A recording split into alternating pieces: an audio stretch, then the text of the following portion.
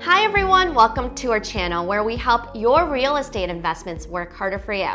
I'm Samantha from Elevate Realty in Toronto. In this video, I'm going to compare the returns of a typical house and a typical condo on the market to show you just how much they differ. And if you're curious and you want to see how your real estate investment stacks up, keep watching. Property prices in Toronto are high, and you might hear that it's hard to get cash flowing properties in Toronto. But yes, they do exist and we know where they are. If you can afford a house, you can generally get much better rents than a condo. As a bonus, market appreciation is also more stable compared to a condo. If you're up for a challenge, there are many older homes in Toronto where you can put in value add work to get even higher returns. On average, you can get over 30% more returns on a house compared to a condo. Let's go over an example with two properties on the market. As a reference, we're in the middle of 2020. With a 20% down payment and closing costs, we'll need a bit over $210,000 to invest in a $900,000 house.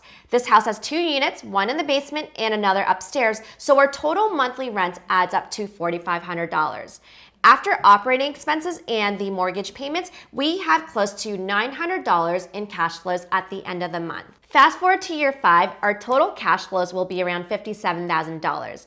On top of this, when we make mortgage payments every month, we're repaying a portion of the principal each time so that we don't have to return as much to the bank at the end. This repayment totals almost $85,000 over 5 years. Now let's look at appreciation. In the last 10 years, Toronto's housing prices have gone up around 8% per year. If we stay more conservative at 5% appreciation each year, the total market appreciation is around $218,000. When we add these parts up, we get close to $360,000 in total returns, or a return on the investment of 171% over 5 years. For a condo at $500,000, we need a bit over $114,000 to get started. Rents won't be as good for a condo, so we end up being a bit cash flow negative at the end of each month. In year 5, we're looking at a total return of approximately $145,000, which is a return on investment of 127%. This is still pretty good, but it's still 35% less than what we can get with a house. If we put in value add work, our returns on the house would look even better. In this example, if we put in $60,000 in renovations, we'll increase the market value of the house. With a nicer house, our rents and market appreciation also goes up. So what we see at the end of year 5 is total returns being $165,000 more than without doing renovations. This is awesome if you have the additional funds and some time for a couple of months upfront to get the renovations done. Here at Elevate, we're all about making better decisions with facts and numbers. In fact, we just finished our 2020 Toronto Investment Property Guide, and we want to share our insights with you for free. In this free guide, we talk about key